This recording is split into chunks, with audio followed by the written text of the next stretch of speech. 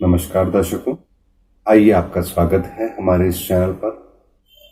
दोस्तों, हमारे इस ज्योतिष की जो हम आधुनिक और वैज्ञानिक आधार पर नई सीरीज लेकर आए हैं, उसमें हमारा प्रयास है कि हम आपको बहुत ही महत्वपूर्ण जानकारियां बहुत आसान शब्दों में आपको दे पाए ताकि आप उसको समझ सकें। उसी महत्वपूर्ण कड़ी में आज हम आपको एक बहुत ही महत्वपूर्ण जानकारी देने जा रहे हैं और वो जानकारी है राहु और केतु पर। बहुत से लोगों का प्रश्न है, ये तो ग्रह नहीं है, ये छाया ग्रह है, अनेकों प्रश्न हैं दोस्तों। इस वीडियो में मैं आज आपको उन सारे आपके तमाम प्रश्नों का उत्तर दूंगा जो आप राहु और केतु के संदर्भ में जानना चाहते हैं। दोस्तों, ब्रह्मांड की अगर हम बात करें तो वैज्ञानिक आधार पर यदि हम बात करें तो राहु और केतु नाम से कोई भी ग्रह वहां पर मौजूद नहीं है। साइंस कभी भी ये नहीं कहती कि राहु और केतु ब्रह्मांड में है। ना ही हमारे शास्त्र ग्रंथ कहते हैं कि ब्रह्मांड में कोई राहु और केतु है। लेकिन दोस्तों, फिर इसे शास्त्रों में भी और वैज्ञानिक आधार पर भी मान्यता प्राप्त है। आखिर ऐसा क्यों? अगर किसी चीज का वजूद ही नहीं है और फिर भी यदि हम उसको मान्यता दे रहे हैं तो आखिर कारण क्या है? एस्ट्रोलॉजी के अंदर राहु और केतु को एक कहानी के माध्यम से समझाया गया। हम लोग सभी भली भांति जानते हैं। राक्षस था, अमृत के लिए गया, अमृत को किसी तरह से प्राप्त भी कर लिया, फिर उसका सर धड़ से अलग कर दिया गया और वो राहु और केतु बने। दोस्तों, ये कहानी है आपको और हमको समझाने के लिए। लेकिन वास्तव में इसकी उत्पत्ति कैसे हुई, कैसे बने, कैसे ब्रह्मांड में अपना अस्तित्व रखते हैं, क्यों इन्हें छाया ग्रहों की संज्ञा दी गई? दोस्तों, इसको समझने के लिए मैं आपको वीडियो और पिक्चर के माध्यम से मैं आपको समझाता हूं।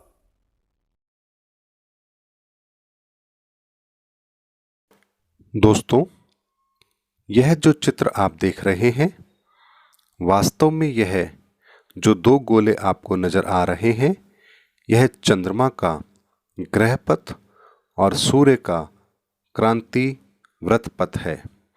इन दोनों रास्तों के उस दो बिंदु को आप जरा ध्यान से देखिए जहां पर ये दोनों रास्ते मिलते हैं। यही वो स्थान है जहां पर राहु और केतु छाया ग्रहों का जन्म होता है और इसीलिए शास्त्रों में इसे छाया ग्रह का दर्जा दिया गया और नाम दिया गया राहु और केतु का। विज्ञान की भाषा में इसे नॉर्थ नोड और साउथ नोड कहते हैं और अन्य एक और इनकी पहचान है जिसे विज्ञान की भाषा में डिसेंडिंग नोड और असेंडिंग नोड कहते हैं। दोस्तों, आपको समझ आ गया होगा कि राहु और केतु की उत्पत्ति ब्रह्मांड में कहां और कैसे होती है। दोस्तों, पृथ्वी को केंद्र में मानकर जब पृथ्वी के चारों तरफ चंद्रमा परिक्रमा करता है तो उसे कहते हैं चंद्रमा का ग्रह पथ। यानी जिस रास्ते पर चंद्रमा पृथ्वी के चक्कर लगाता है उस रास्ते को हम कहते हैं चंद्रमा का ग्रह पथ। लेकिन हम पृथ्वी पर स्थित हैं, हम सूर्य के चक्कर लगा रहे हैं, लेकिन हम पृथ्वी पर स्थिर हैं और पृथ्वी चलायमान है। हमें ऐसा आभास होता है कि सूर्य पृथ्वी के चक्कर लगा रहा है। जैसा मैंने एक मेरे और वीडियो में एग्जांपल दिया था कि जब हम ट्रेन की सवारी करते हैं, ट्रेन में जब सफर करते हैं तो हमें बाहर की दुनिया चलती हुई नजर आती है, जबकि वो तो स्थिर है, चल तो हम रहे हैं। यही स्थिति यहां पर भी बनती है। जब पृथ्वी सूर्य के चक्कर लगाती है तो पृथ्वी के सूर्य के चक्कर लगाने पर सूर्य का एक पथ बनता है जिसे हम कहते हैं सूर्य का क्रांति व्रत पथ। यानी वो रास्ता जिस रास्ते से पृथ्वी सूर्य की परिक्रमा करती है और हमें ऐसा आभास होता है सूर्य, चंद्रमा और पृथ्वी के आपस में इस पथ पर चलने पर कि जैसे पृथ्वी स्थिर है और सूर्य और चंद्रमा उसके चक्कर लगा रहे हैं। इसलिए इन दोनों रास्तों को अलग अलग नाम दिया गया। चंद्रमा के रास्ते को अलग नाम दिया गया चंद्रमा का ग्रह पथ, और सूर्य को अलग नाम दिया गया सूर्य का क्रांति व्रत पथ। दोस्तों, जब ये दोनों अपने अपनी धुरी पर चक्कर लगाते हैं तो दो ऐसे पॉइंट बनते हैं जहां पर ये बिल्कुल एग्जैक्ट एक जगह पर होते हैं, जहां ये दोनों पथ आपस में मिलते हैं, जिसे साउथ नोड और नॉर्थ नोड के नाम से भी जाना जाता है। और यहां पर उन दोनों ग्रहों की छाया बनती है। इससे जन्म होता है राहु और केतु का। चूंकि दोस्तों सूर्य बहुत बड़ा है, पृथ्वी से लगभग 1300 गुना बड़ा है। चंद्रमा से पृथ्वी बड़ी है, चंद्रमा पृथ्वी के चक्कर लगा रहा है। इन दोनों के इसी पथ पर दो ऐसे पॉइंट जहां पर ये दोनों छाया बनती हैं, जिसे शास्त्रों में नाम दिया गया राहु और केतु का, और विज्ञान की भाषा में इसे कहा गया नॉर्थ नोड और साउथ नोड।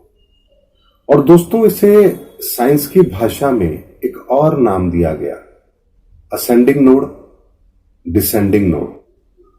असेंडिंग नोड कहा गया राहु को, डिसेंडिंग नोड कहा गया केतु को। ये वैज्ञानिकों ने नाम दिए। साउथ नोड, नॉर्थ नोड, ये भी इनके नाम है। राहु और केतु ये हमारे पुराणों में दिए गए नाम है। दोस्तों जब ये छाया बनती है, ये स्थायी तौर पर रहती है। दोस्तों ये कभी डिसअपेयर नहीं होती, कभी अपेयर नहीं होती, ये हमेशा के लिए बनी हुई है। और इसीलिए ये छाया बाकी ग्रहों के विपरीत उल्टी दिशा में चलती है। इसीलिए तो कहा गया दोस्तों राहु और केतु हमेशा वक्री होते हैं। वक्री मतलब जो अपोजिट डायरेक्शन में चलते हैं। सभी प्लैनेट मेष से वृष, वृष से मिथुन, लेकिन ये उल्टा चलेंगे। मिथुन से वृष में आएंगे, वृष से मेष में आएंगे, मेष से फिर मीन में चले जाएंगे। इनका क्रम यही है। और चूंकि जिस पॉइंट पर ये बनते हैं वो एग्जैक्टली 180 डिग्री है। दोस्तों अगर किसी की कुंडली में राहु 10 अंश का है तो केतु भी 10 अंश का होगा। यदि राहु मेष राशि में है तो केतु तुला राशि में होगा। ये निर्धारित है दोस्तों। अब इसमें मुझे ये बताइए कहां ये नियम लागू होता है। भाई आपका तो राहु खराब है, इसकी शांति करानी पड़ेगी, 20,000 रुपए का खर्चा आएगा। किसकी शांति कराओगे दोस्तों? जिसका अपना खुद का अस्तित्व ही नहीं है, जो किसी छाया से बना है, किसी की शैडो है, आप उसको कैसे पूजा से ठीक कर दोगे? यदि आपको किसी की छाया को ठीक करना है तो आपको किससे ठीक करना होगा? मान लीजिए आप धूप में कहीं बैठे हैं, आपकी शैडो बन रही है, आप मूव करेंगे, शैडो मूव करेगी। आप मूव नहीं करेंगे, शैडो मूव नहीं करेगी। जिस राशि में ये राहु और केतु होते हैं, उस राशि के स्वामी की जो स्थिति कुंडली में होती है, वहीं से तय होता है कि राहु और केतु आपको कैसा फल देंगे। दोस्तों राहु और केतु को समझने के लिए सबसे पहला आधार मैंने आपको दिया, वैज्ञानिक आधार। किस तरह से बनता है? हजारों वीडियो आपको मिल जाएंगे दोस्तों, राहु की शांति पर, राहु के मंत्रों पर, राहु के उपायों पर, राहु कैसा फल देगा, राहु ऐसा फल देगा। कहानी भी आपको बहुत बार मिल जाएगी। उसका सर काट दिया था, अमृत पी लिया था। दोस्तों तो क्या मेरा कहने का मतलब यह हुआ कि मैं शास्त्रों की बात को गलत साबित कर रहा हूं? कदापि नहीं दोस्तों। मैं इसका क्लेरिफिकेशन भी आपको देता हूं। आपको ध्यान होगा कि एक वैज्ञानिक हुए थे जिन्होंने ये सिद्धांत दिया था कि सूर्य स्थिर है और पृथ्वी उसके चक्कर लगा रही है। बहुत लोगों ने एक कहानी सुनी भी होगी। दोस्तों उस व्यक्ति को मृत्यु की सजा दे दी गई थी कि तब लोग इसके बारे में कुछ भी नहीं जानते थे। हमारे शास्त्र ग्रंथों के आधार पर हम तो बहुत कुछ जानते हैं। अगर आज से लाखों वर्ष पूर्व किसी को यह समझाना हो कि ब्रह्मांड में सूर्य के और चंद्रमा के अपने पात पर घूमने से दो जगह स्थिति ऐसी बनती है जहां छाया ग्रह बनते हैं, दोस्तों कैसे समझा देते आप? आज के 5,000, 10,000, 50,000 वर्ष पहले आप किसी की बौद्धिक स्तर की यह कल्पना कर सकते थे कि उनको इस वैज्ञानिक आधार पर चीज समझाई जा सकती? तो फिर उनको हम कैसे समझाते? तो एक कहानी का सहारा लिया गया और उन्हें समझाया गया कि जब समुद्र मंथन हुआ, समुद्र मंथन का क्या मतलब हुआ दोस्तों? कि जब इस पृथ्वी के रहस्यों को उजागर किया गया, रहस्यों की खोज की गई। समुद्र मंथन का क्या मतलब हुआ दोस्तों? जब किसी बहुत बड़ी चीज पर आप कोई रिसर्च करते हैं, हम कहते हैं ना, अरे उसने तो अपने सर पे पहाड़ उठा लिया था, कहते हैं आम भाषा में बहुत बार ऐसा होता है, अरे वो तो बहुत शरारती है, सर पे पहाड़ उठा लेता है। क्या वास्तव में ऐसा होता है दोस्तों? क्या उस समय पर उसके सर पे कोई पहाड़ होता है? लेकिन हम कहते हैं उस खिलाड़ी ने उस खिलाड़ी का रिकॉर्ड तोड़ दिया। कौन सा रिकॉर्ड तोड़ दिया? क्या चीज टूटी वहां पर? उसका प्रदर्शन उस खिलाड़ी से बेहतर रहा। सिंपल सी बात है।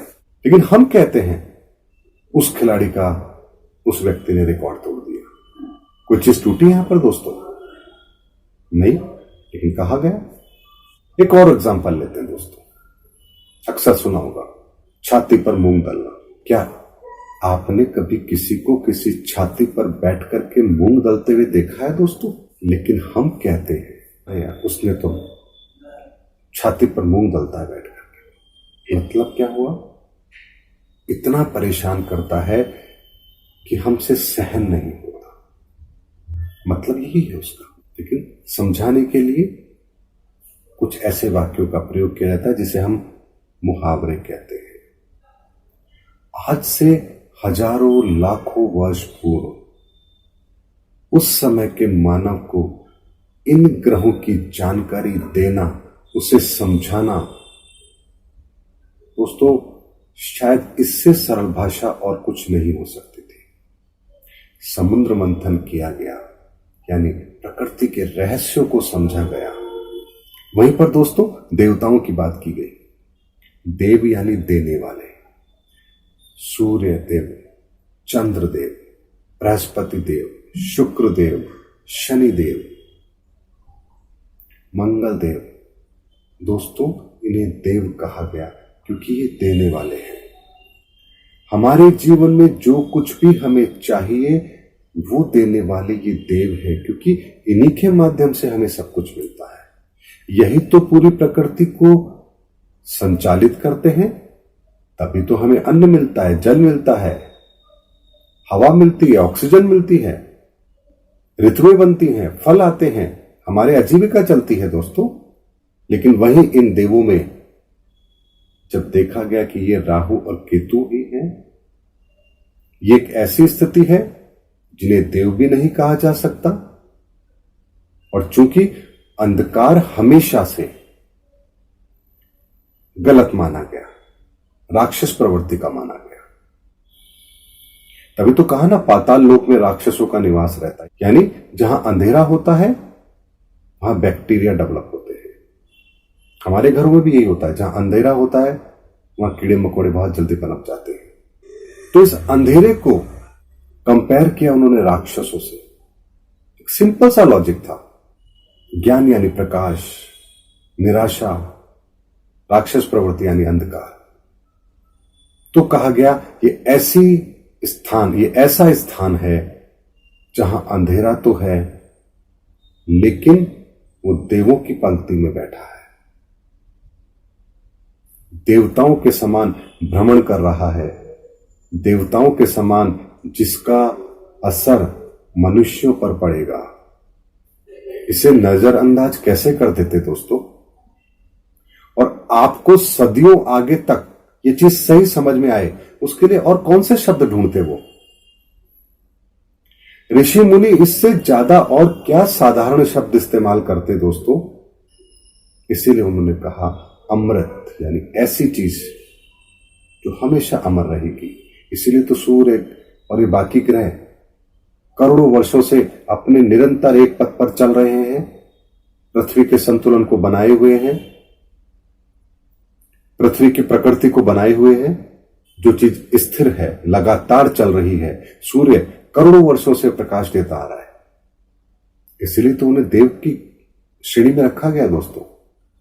ये कारण है कि इसे साधारण शब्दों में समझाने के लिए राक्षस शब्द का इस्तेमाल किया गया और एक कहानी के माध्यम से आपको समझाया गया।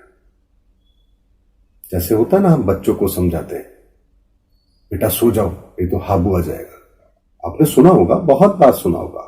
माँ जब अपने बच्चों को सुलाती है, शरारत कर रहा होता है बच्चा, उसे सुलाती है, पता नहीं, सो जा बेटा, तो हाबू आ जाएगा। क्या होता है हाबू? हाबू नाम की कोई चीज होती ही नहीं है, लेकिन बच्चे को सुलाने के लिए, समझाने के लिए, डराने के लिए।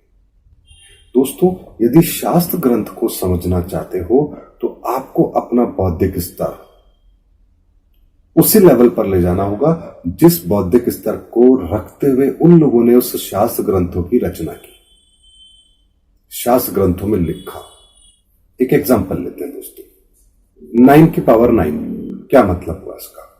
9 को 9 से 9 बार मल्टीप्लाई करेंगे तो जो रिजल्ट आएगा वो इक्वल टू दिस, 9 की पावर 9 इक्वल टू जो भी फिगर आएगा।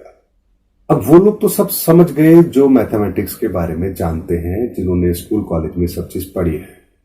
लेकिन किसी ऐसे आदमी के सामने बात रखिए जिसको मैथमेटिक्स के बारे में कुछ भी नहीं पता, वो कहेगा 9 या तो 99 लिखता या 9 लिखता। ये क्या लिखा? 9 और उसके ऊपर 9, ना लाइन से लिखा ना सीधा लिखा, ऊपर लिख दिया। पानी को ले लीजिए दोस्तों, H2O, वाटर, H2O, H की पावर 2 और ऑक्सीजन। साइंस के स्टूडेंट तो समझ जाएंगे H2O का मतलब क्या होता है। बाकी कहेगा H के ऊपर 2 लगाने की क्या जरूरत थी? दोस्तों, यदि आपका मेंटल लेवल उस स्तर पर जाकर नहीं सोच पा रहा है जिस लेवल को ध्यान में रखकर शास्त्र ग्रंथ लिखे गए, तो यह हमारी कमी है, शास्त्र ग्रंथों की नहीं है। हमें अपना लेवल बढ़ाना पड़ेगा। हम शास्त्र ग्रंथों का लेवल क्यों नीचे कर देते? हम अपना लेवल तो बढ़ाते नहीं है, शास्त्र ग्रंथों का लेवल नीचे कर देते। दोस्तों, यही राहु और केतु हैं जो ब्रह्मांड में, जिनका वजूद तो नहीं लेकिन छाया ग्रह के रूप में मौजूद हैं, जिनका अपना एक प्रभाव है। ज्योतिष विद्या के अंदर इस प्रभाव को बहुत ही बारीकी से और बहुत ही स्पष्ट तरीके से समझाया गया है दोस्तों। इसलिए आज के बाद जीवन में राहु और केतु को लेकर के बिल्कुल भी मत डरना। कोई कहे राहु खराब है, कोई कहे केतु खराब है। दोस्तों, इसी सीरीज में मैं इन ग्रहों से कैसे हम हमेशा के लिए छुटकारा पा सकते हैं, कैसे हम अपने जीवन को अच्छा बना सकते हैं, उसके बारे में भी मैं आपको वैज्ञानिक स्तर पर आकर के आपको उसके समाधान दूंगा। चिंता मत करिए दोस्तों, बस ये वीडियो देखते जाइए और अपने आसपास जो भी लोग हैं, जो जानकार हैं, उनको भी ये प्रमोट कीजिए वीडियो देखने के लिए, इस नॉलेज के लिए। मेरे चैनल को सब्सक्राइब कीजिए, नई इंफॉर्मेशन आएगी सबसे पहले आप तक पहुंचेगी। दोस्तों, उम्मीद है कि आपको राहु और केतु के संदर्भ में वैज्ञानिक आधार पर आज बहुत ही महत्वपूर्ण जानकारी आपको मिली होगी और आपके दिल से राहु केतु का डर भी कम हुआ होगा। मैं ये नहीं कह रहा कि राहु केतु खराब नहीं होते या उन ग्रहों का असर नहीं होता, होता है दोस्तों, लेकिन उसका वैज्ञानिक समाधान लीजिए दोस्तों। आज से 1000 वर्ष पूर्व किसी को अगर बुखार होता था तो क्या उसको पैरासिटामोल दी जाती थी क्या? लेकिन तब जो संसाधन मौजूद थे उसके आधार पर इलाज होता था। आज हम जब इलाज करते हैं तो जो साधन हमें उपलब्ध हैं हम उसके आधार पर करते हैं। आज भी आपने बहुत से लोगों को देखा होगा दूर देहात के गांव में, जहां आज भी गर्म चिमटों से दाग करके, उन्हें यातनाएं दे करके उनका इलाज करने की प्रथा मौजूद है दोस्तों।